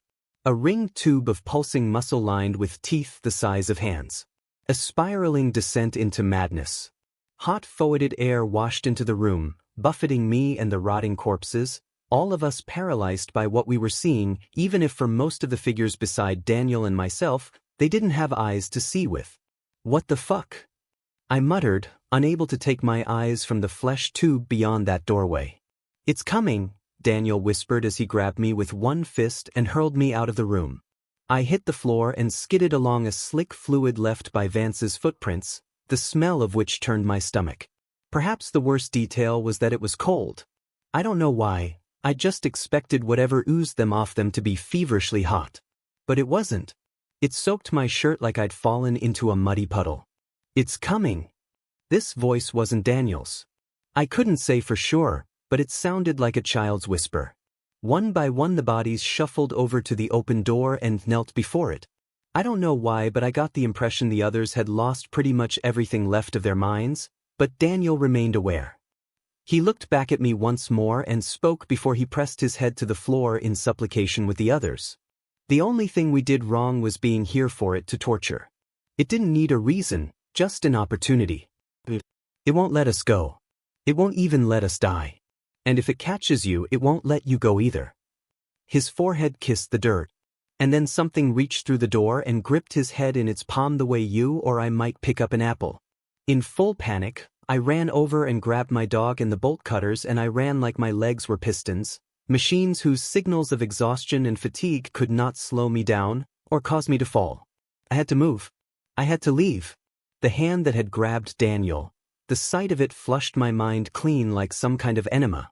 It hurt to see the image replay in my mind, but there was nothing else in my head echoing around except the sight of fingers with one too many knuckles and nails as large as a smartphone. I reached the top floor and nearly collapsed from breathlessness, but I wouldn't let myself stay down for long. I crawled over to the ladder and climbed up and immediately went to work trying to cut the metal lock. It was hell with just one hand, the other clinging to the torch that I kept frantically pointing at the door behind me, and it wasn't long before I fumbled one too many times and dropped my only source of light. No, I mewed. But there was no time to look for it. I had to get out, and I had to get out fast. I couldn't see, but I was sure I could hear something climbing up those stairs. Not the steady thump-thump of human feet. No, this was different. This was a rapid pitter-patter of a spider, maybe. Something with hundreds of feet or hands, or God knows what, skittering along the floor and walls and ceiling, pulling itself along with a body whose mere shape would offend God. Using all my strength, I leaned hard on the bolt cutters and, at last, the bolt gave. I threw the hatch open and got just enough ambient light to see Ripley hovering at the bottom of the ladder, growling ineffectually at the doorway. I crouched down, scooped him up, and fled up the ladder so quickly that my muscles turned to jelly at the top and I fell over onto hands and knees. But still I was out. The long corridor covered in writing was ahead of me, and at the very end a doorway capped now by the tired blue light of a full moon. Ripley needed no encouragement. He whipped down the corridor with canine speed, and I followed at a broken and stumbling crawl, eventually shouldering past the open door and collapsing onto the forest floor. For a few seconds I drifted in and out of consciousness, but when I looked up and saw the canopy overhead moving, the branches backlit by a full moon, I snapped awake and glared down at something gripping my ankle. The hand had reached out of the dark and seized me and was slowly dragging me back into the earth below. Whatever it was, most of its body lurked out of sight in the shadows behind the doorway, but the hand that crushed my leg was the size of my torso with an arm that looked like it belonged to a mole rat. I struck it with my own fist. I dug my nails in. I cried and kicked and screamed, but nothing could stop it. From behind the door, something like a face grinned and leered at me with joy. It was taking its time, sure enough, pulling me in so slowly that it gave my mind all the time in the world to appreciate the nightmare that awaited me. I think if, in that moment, you'd given me a gun, I would have shot myself because God help me I couldn't escape the look in Daniel's eyes, How he'd knelt to worship this thing like a man who knew that hope or pride or joy or anything with even a hint of goodness to it was so far out of reach for him it might as well be a dream. How long was this thing going to keep them down there? How long did it intend to keep me? I wept like a child, feeling like my mind was slowly cracking as I tried everything to stop that fucking pulling me into the shadows. Kicked at the earth. I dug into it using my hands looking for a root or a pipe or anything to hold onto. Nothing I did would slow it down. I was no more than a foot from the doorway when Ripley reappeared. A dog afraid of hoovers and plastic bags and doors that move on their own. A dog who once got stared down by a particularly feisty rabbit who stopped mid-chase and turned around, baffling the predator on its tail. A dog you couldn't even watch scary movies around. And he lunged at that arm like he was a wolf, like he'd always been one.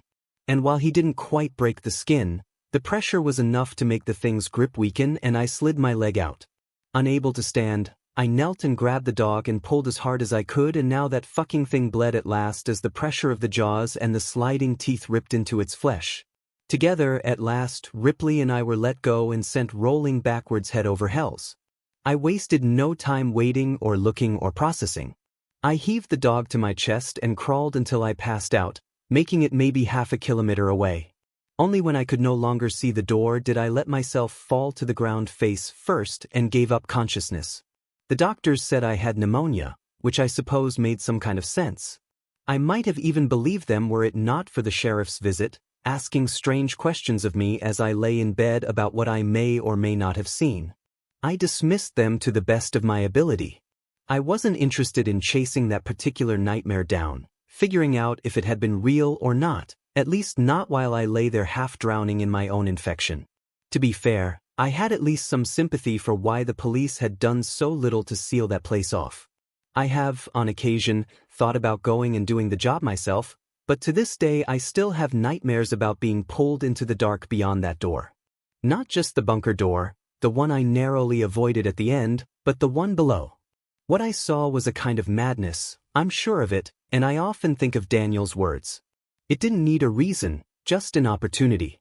Somehow, the Van Cess were that opportunity. Maybe they built their bunker on a ley line, or a weak spot between dimensions, or the site of former satanic rituals. I'm not sure it even matters.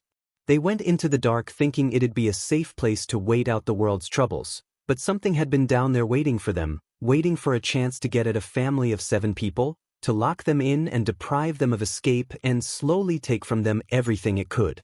I've moved since then. Couldn't help it. It wasn't just the memories you see. It was the shortwave radio I kept in my basement. Something my father passed on to me when I was just a boy. God, I'd forgotten about it, at least until I woke up one day to the sound of it blaring white noise down in the dark. And buried in that sound was the faint whispering of a man, his voice barely recognizable, but unmistakably his.